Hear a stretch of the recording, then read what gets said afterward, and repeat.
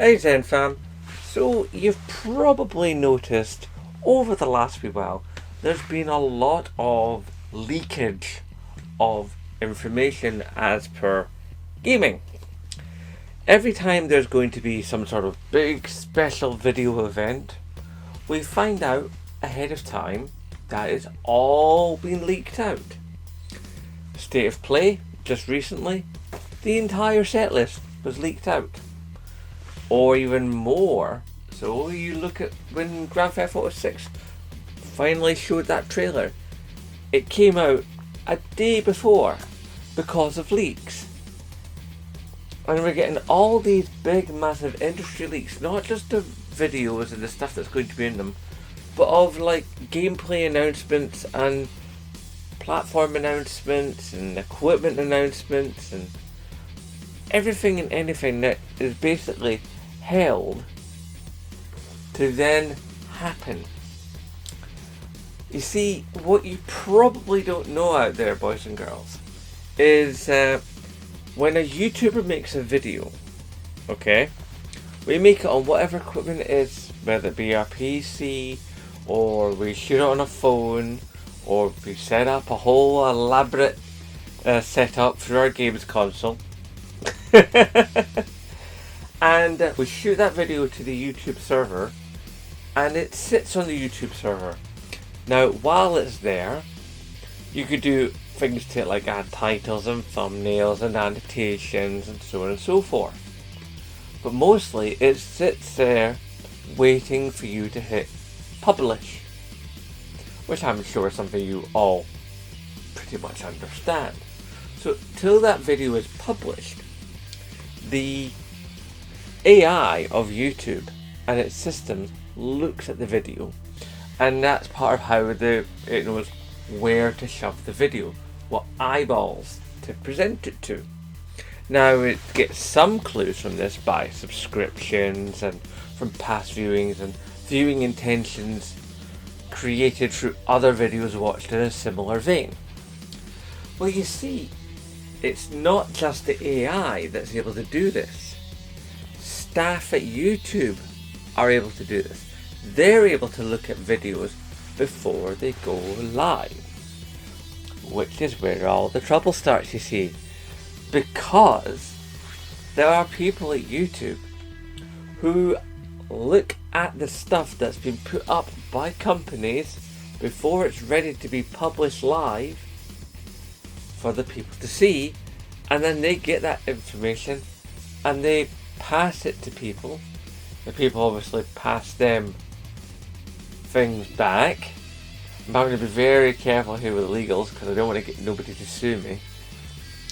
And YouTube is saying that there are people on staff abusing their position and abusing their power and basically going out and leaking these details to some of the more well-known leaker type people on the platform and other platforms. I mean, your TikToks, your Facebooks, your Twitters, all the rest of it. And stuff is getting out to basically channels of interest about stuff of interest before it's due to actually go live for general public consumption. Now, YouTube says over the last 18 months it's been going around, it's been investigating, and it's been figuring out who's done what and who's gone where, and probably who's sold to who. And this raises some interesting points. One, does this now mean that if these people are being taken out of the game, that they're going to lose their jobs at YouTube? Probably. Does this then also mean that the leakers that get the leaks and leak the stuff, that means they're not going to have these tasty leaks? Are their channels and vlogs and blogs and Twitter streams and whatever else have you in the social media world, are these outlets now going to wither away and die because they're not being fed all the tasty details. Food for thought, isn't it?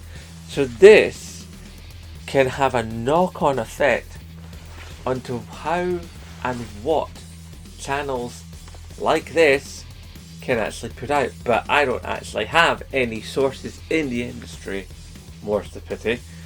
But if I did, I think industry sources are going to start becoming a rarer and rarer thing, because there's going to be consequences.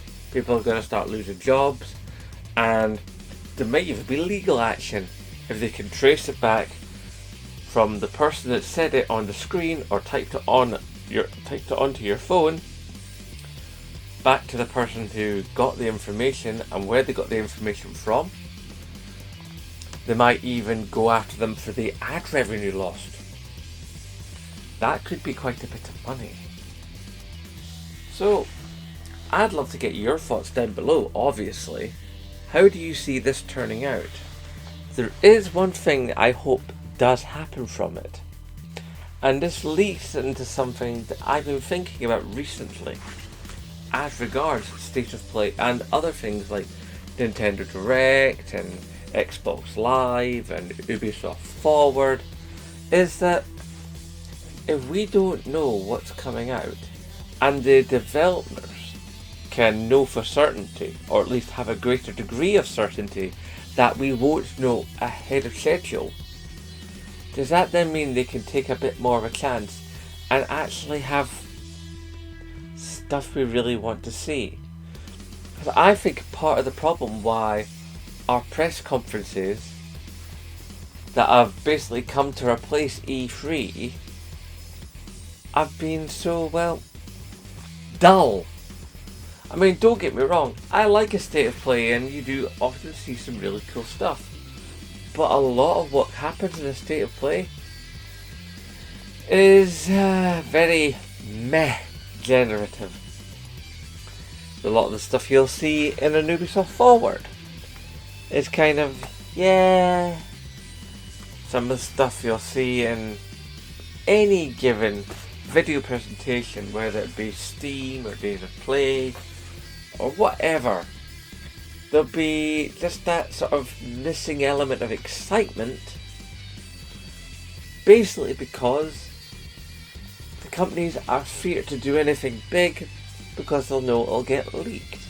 So if the chances of leakage goes away, does this mean we can finally start to see video presentations that are, well, I don't know, interesting and entertaining?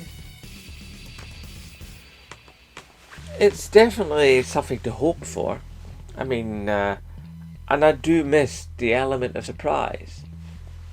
Because as someone who is so deeply entrenched in the news cycle, it does mean that when leaks come out, I hear those leaks, I see those leaks, and then it makes reacting to the video that's been leaked harder to do, because I'm second guessing myself for the reaction video. Is this a true surprise reaction, or is it a reaction to something I heard was probably happening? It's a bit chicken and egg, really. But hopefully things will all turn at the end. But we'll never get E3 back, so all we can hope for really is that everything gets fixed and there are less leaks and more surprises. And with more surprises means more chances for actual real reaction content, which I think is, in all actuality, better for you and better for content creators like me. But what do you think? Typey down below, let Zembloke know. And of course, as always, hashtag support Scottish YouTubers. Aye, nae bother.